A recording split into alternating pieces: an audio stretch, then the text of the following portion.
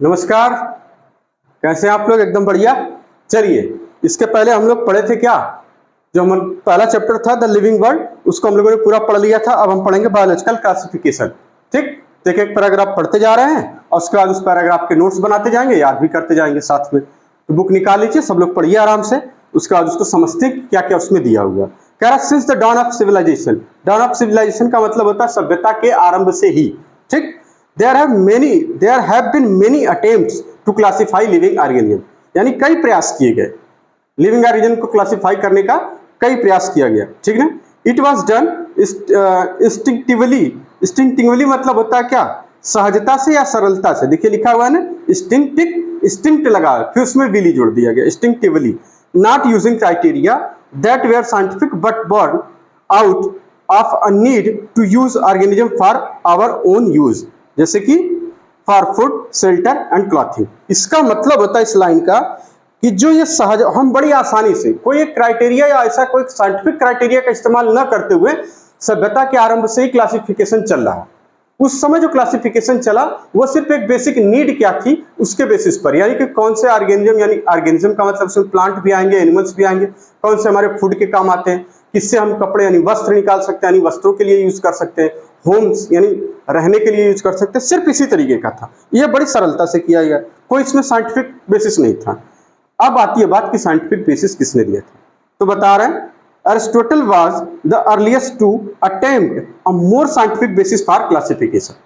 ठीक, यानी अरिस्टोटल कौन से थे, सबसे पहले यानी सर्वप्रथम उन्होंने क्लासिफिकेशन दिया था साइंटिफिक बेसिस पर।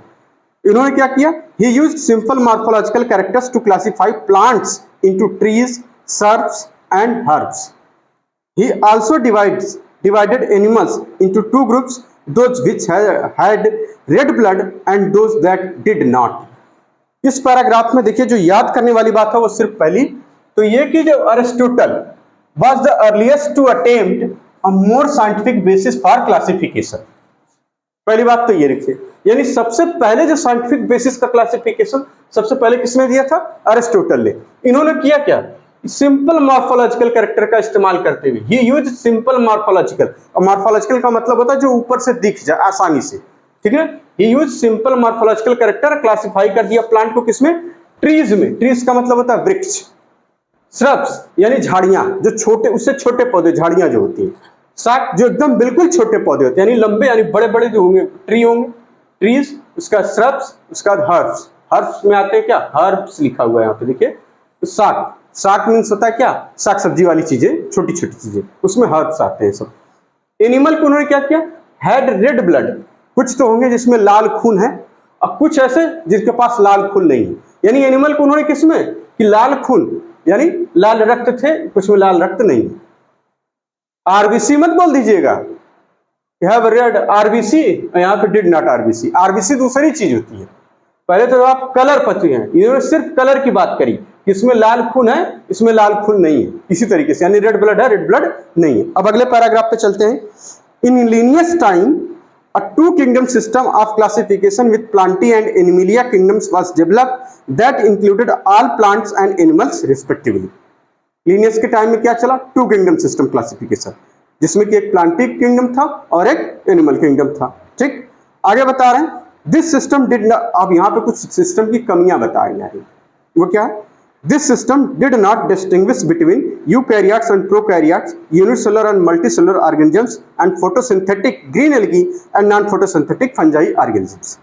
ये कुछ इनकी कमियां आ गई। आगे बता रहे classification of organism into plant and animal was easily done, बहुत आसानी से कर दिया गया, and was easy to understand, but a large number of organisms did not fall into either category, hence the two kingdom classification in use for a long time was found inadequate. inadequate का मतलब अपर्याप्त साबित होना, ठीक है ना, ऐसा found inadequate मतलब अपर्याप्त। ठीक, besides gross morphology, a need was also felt for including other characteristics like cell structure, nature of wall, mode of nutrition, habitats, method of reproduction, evolutionary relationships, etc. Classification system for the living organisms have hence undergone several changes over the time. Though plants and animal kingdom have been constant under all different systems, the understanding of what groups या organism be included under this kingdoms have been changing the numbers and nature of other kingdoms have also been understood differently by different scientist over the time. कुल मिलाकर सिर्फ इस paragraph से जो बातें समझनी है वो है टू किंगडम सिस्टम। कौन सा kingdom system? Two kingdom system. किसने दिया था? लिनियस ने। किसने दिया था? लिनियस ने। टू किंगडम सिस्टम में कौन सा था? एक किंगडम था प्लांटी और एक किंगडम था एनिमेलिया। एक किंगडम था प्लांटी और एक किंगडम था एनिमेलिया। टू किंगडम सिस्टम किसको डिफरेंशिएट नहीं कर पा रहा था? विभेद, डिस्टिंग्विश का मतलब अलग अलग नहीं कर पा रहा था। किसको अलग अलग नहीं कर पा रहा था? क्योंकि भैया सारे ऑर्गेनिज्म प्लांट जैसे होंगे प्लांटी में रख दिया गया एनिमेलिया में, तो बताइए यूनिसेलुलर मल्टीसेलुलर ऑर्गेनिज्म होंगे उनको कहां रखा जाए?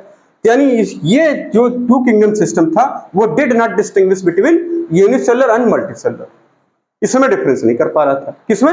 यूनिसेलुलर और मल्टीसेलुलर। प्रोकैरियोट्स एंड यूकैरियोट्स, इसमें भी डिफरेंट। प्रोकैरियोट्स का मतलब डू नॉट हैव ये वेल डिफाइंड न्यूक्लियस, जिसके अंदर क्या हो?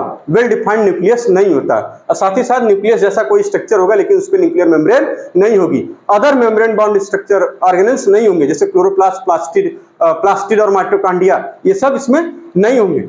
अब आके बात करते हैं क्या दूसरी चीज और किसको?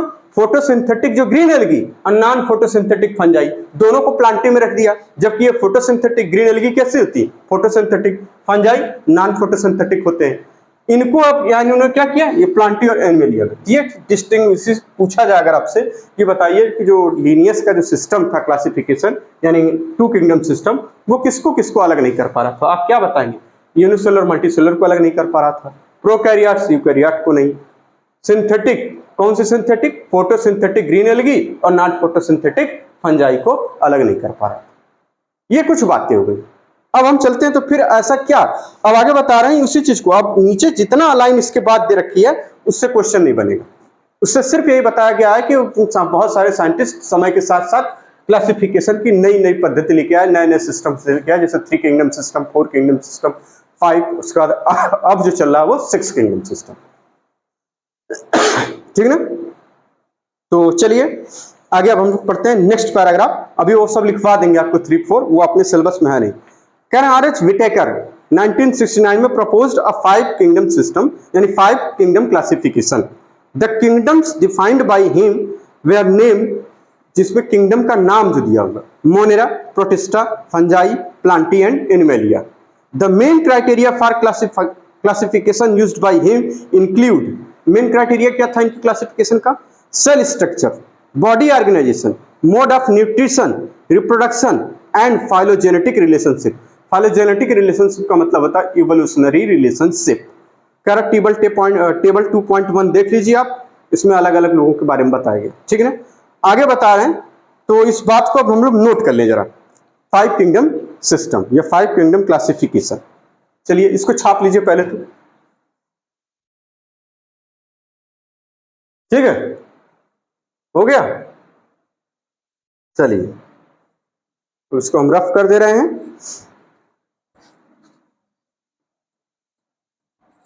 अब आगे चलते हैं किस पे? 5 किंगडम सिस्टम पे। 5 किंगडम सिस्टम किसने दिया था? आर.एच. विटेकर ने। 2 किंगडम सिस्टम लिनियस ने। अगर 3 पूछा जाए तो बोलेंगे हकेल ने। 4 पूछा जाए तो कोपलैंड। ये सब हमारे सिलेबस में है नहीं, एक जगह नोट कर लेंगे हम लोग आखिर में एक्स्ट्रा पॉइंट के तौर पर, ठीक है ना? तो क्योंकि वो सब पूछा भी नहीं जाएगा। अब कौन पूछता उन सब चीजों को, है ना? जब आप ज्यादा पुराने हो जाएंगे तो कौन पूछेगा, वही वाली है, क्योंकि सब पुराना है, पहले किसी जमाने में आता रहा होगा।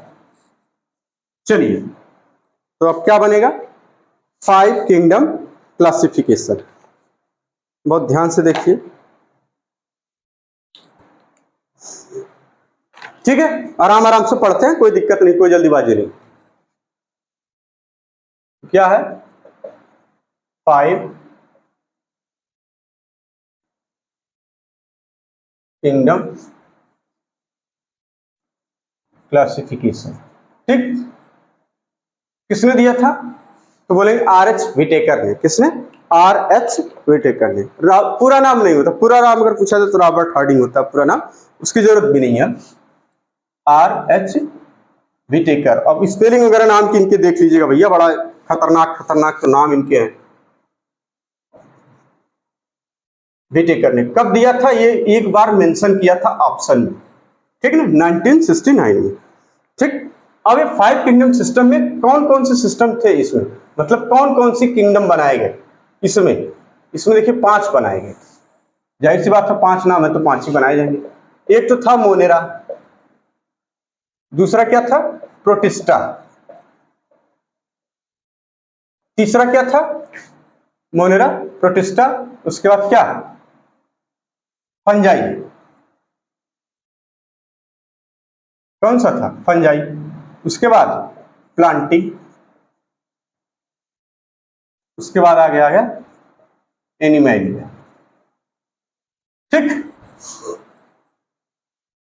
पिछले लेक्चर्स में स्पेलिंग बहुत गलत है, उसको सही कर लीजिएगा आप लोग, है ना, लिखने में और वैसे भी बहुत तेजी से वहां स्पेलिंग लिखी लिखाई मिलेगी, परेशान मत होइए, भावनाओं को बस समझा करिए। अब मेन क्राइटेरिया क्या था इसका, तो लिखिए मेन क्राइटेरिया, इनके क्लासिफिकेशन का जो मेन क्राइटेरिया था वो क्या था, मेन क्राइटेरिया क्या था पहला भैया, सेल स्ट्रक्चर। हाँ ये थोड़ा इंपॉर्टेंट है भाई साहब, सेल स्ट्रक्चर। ठीक है, ये देखिए ई और ए हम बना दिए क्राइटेरिया होगा। ठीक, चलिए एक तो था सेल स्ट्रक्चर, सेल स्ट्रक्चर था, दूसरी बात आई बॉडी ऑर्गेनाइजेशन, अभी बताते हैं इसका मतलब क्या होता है बॉडी ऑर्गेनाइजेशन। तीसरी बात आई मोड ऑफ न्यूट्रिशन, ये बड़ा इंपॉर्टेंट है, और इसके आगे लिख लीजिएगा ये मेन बेसिस था इनके क्लासिफिकेशन का, एक बार क्वेश्चन पूछा गया है। उसके बाद बात आई रिप्रोडक्शन को भी इन्होंने इसमें शामिल किया था। उसके बाद फाइलोजेनेटिक रिलेशनशिप,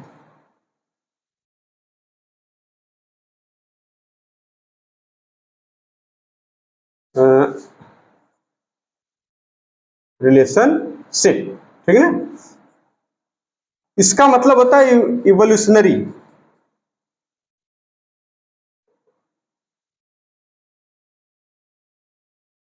ये रिलेशनशिप अगर पूछा जाए तो दोनों का मतलब एक ही होता है।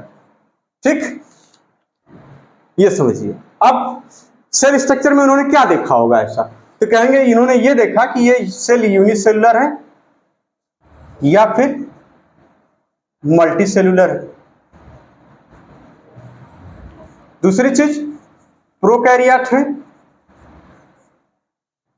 या फिर इसी तरह से यूकैरियोट है, ये देखा। बॉडी ऑर्गेनाइजेशन में क्या देखा इन्होंने कि जो बॉडी का ऑर्गेनाइजेशन है, संगठन, बॉडी ऑर्गेनाइजेशन होता है संगठन, है ना, शरीर की जो संरचना है वो संगठन वो सेलुलर लेवल की है या किस लेवल की, सेलुलर या फिर लूज टिश्यू यानी लूज सेल्स है या फिर टिश्यू लेवल की है या फिर ऑर्गन, इस तरीके से ये जो देखना होती है ऑर्गन सिस्टम या इंडिविजुअल पूरा इस तरीके से। मोड ऑफ न्यूट्रिशन में अगर देखा जाए तो यानी वो ऑटोट्रॉफिक है या फिर हेटेरोट्रॉफिक है। ठीक, ये देखा गया। रिप्रोडक्शन सेक्सुअल एसेक्सुअल के बारे में देखा गया। अब फाइलोजेनेटिक रिलेशनशिप, इसमें क्या देखा गया, एसेक्सुअल हैं रिप्रोड्यूस कर रहे हैं या फिर दोनों से, इसमें ऑटोट्रॉपिक है ऑटोट्रॉपिक या दोनों, उसमें यूनिसेलुलर या मल्टीसेलुलर या दोनों, इस तरीके से ये इनके कैरेक्टरिस्टिक थी, मेन क्राइटेरिया था इनका। ठीक, क्लासिफिकेशन का किसका, तो 5 किंगडम सिस्टम क्लासिफिकेशन किसने दिया था, आर.एच. व्हिटेकर ने। किसने, आर.एच. व्हिटेकर ने। कौन सा था, Monera, Protista, Fungi, Plantae, Animalia. Monera पहला क्या था, मोनेरा, प्रोटिस्टा, मोनेरा के बाद Protista, Fungi, Plantae, Animalia. Main criteria क्या था, देखिए cell structure, body organisation, mode of nutrition, reproduction, phylogenetic relationship. Cell structure, body organisation, mode of reproduction, mode of nutrition, reproduction, phylogenetic relationship, ये इनकी criteria थी। Criteria का मतलब होता है शर्त, कसौटी, ठीक है ना। इसके बेसिस पर इन्होंने किसको क्या 5 किंगडम क्लासिफिकेशन को क्लासिफाई कर दिया, यानी ऑर्गेनिज्म को 5 किंगडम में क्लासिफाई कर दिया। तो इसको नोट कर लीजिए। ठीक, चलिए अब आगे देखिए, अगले पैराग्राफ में आते हैं। उसी के नीचे कह रहा है कि the 3 domain system has also been proposed that divide the kingdom Monera into 2 domains, leaving the remaining eukaryotic kingdoms in the 3rd domain and thereby a 6th kingdom classification. You will learn about this system in detail at higher classes. बात समझ में आ रही है? Higher का मतलब जब BSc करेंगे तब, ठीक। तो ये डोमेन के बारे में इसमें है कि डोमेन क्या होता है, ठीक है ना, व्यापकता, ठीक, इसको बोलते हैं अनुक्षेत्र। डोमेन मीन्स हिंदी में होता है अनुक्षेत्र, ठीक ना। और कोई दिक्कत इसमें तो नहीं है भैया? कोई मीनिंग उनिंग ना आए तो उसमें पूछ लीजिए, सब बता देते हैं हम हिंदी में। चलिए तो अब इसको रफ करते हैं, वो डोमेन वाले में पढ़ देते हैं, जरा डोमेन लिख लेते हैं क्या था। चलिए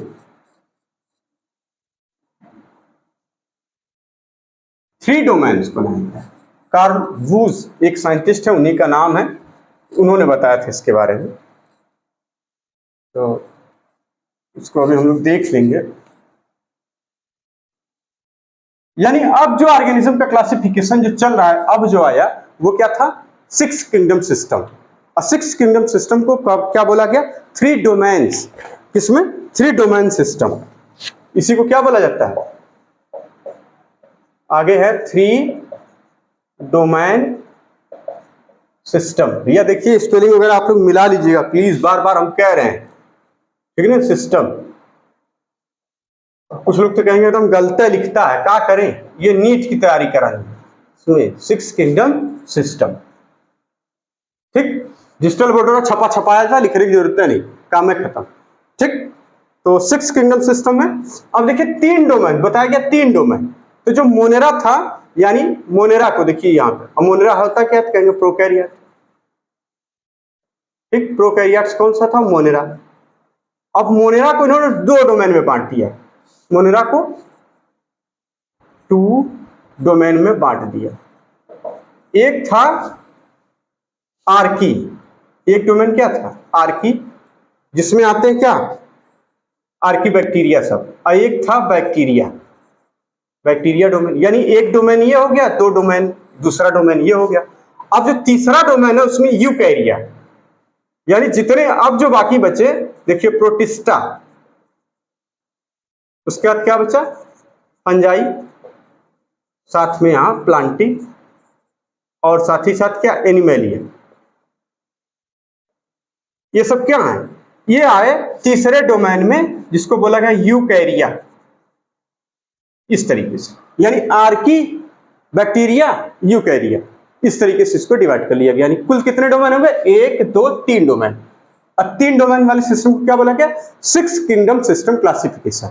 और किसने दिया था, तो इसको बोल देंगे कार्ल वूज, एक साइंटिस्ट थे जिसका नाम था भैया कार्ल, पता नहीं कैसे लिखा जाता हो, इस तरीके से शायद है, देख लीजिएगा आप लोग, मिला लीजिएगा, यही है, ठीक ना, कार्ल वूज। तो यहां तक हम लोगों ने पढ़ लिया इंट्रोडक्शन में। अब जो कहानी है उसमें एक टेबल है, उसके बाद एक चार्ट, ठीक, ये यानी ये वाला पैराग्राफ, उसके बाद एक चार्ट, इसको हम लोग करेंगे नेक्स्ट लेक्चर में।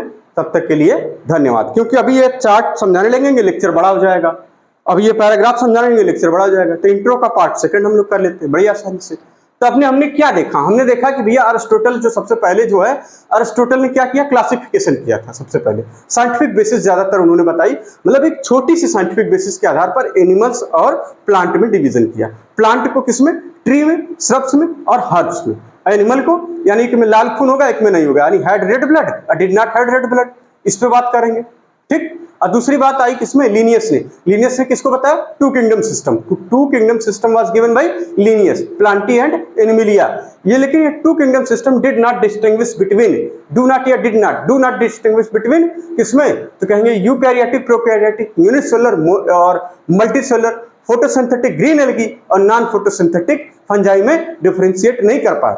इसी तरह से और भी साइंटिस्ट जो है आगे आते गए। जैसे पूछा जाए आपसे 3 किंगडम सिस्टम तो बोलेंगे हकेल, 4 किंगडम सिस्टम तो बोला जाएगा कोपलैंड। किसने, कोपलैंड ने दिया था। अब पूछा नहीं जाता वो सब, तो याद भी कौन करता है वो सब, लिखा तो है बहुत जगह, लेकिन याद वाद नहीं किया जाता उसको। Five kingdom system is given by R H. Whittaker. Main criteria क्या था उनके क्लासिफिकेशन का, तो कहेंगे cell structure, body organisation, mode of nutrition, उसका रिप्रोडक्शन, फाइलोजेनेटिक रिलेशनशिप। और मेन बेसिस था उनका क्या, मोड ऑफ न्यूट्रिशन। जहां आपने लिखा ना ये क्राइटेरिया वहीं पे लिख लीजिए, मेन बेसिस क्या था, मोड ऑफ न्यूट्रिशन। क्या था, मोड ऑफ न्यूट्रिशन। ठीक है, तो हम लोग नेक्स्ट लेक्चर में आगे करेंगे जो ये चार्ट और ये पैराग्राफ, इसको इंट्रो के पार्ट सेकंड में कर लेंगे। तब तक के लिए धन्यवाद।